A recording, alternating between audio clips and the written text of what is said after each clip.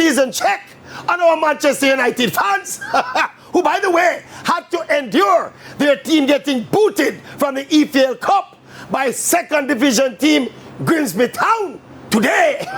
How grim!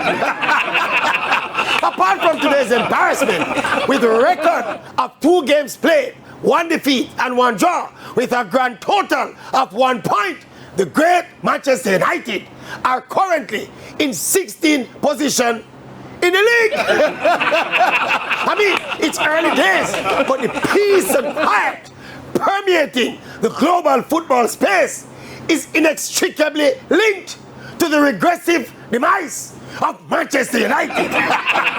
When Manchester United suffers, the rest of the world live in peace. How long, though, will they keep faith with coach Ruben Amorim, with the team's consistent negative trajectory? In the interest of a peaceful world, let Amorim and Bruno and company remain 16th in the league and out of the EFL Cup. Oh, Manchester United, up, up, up!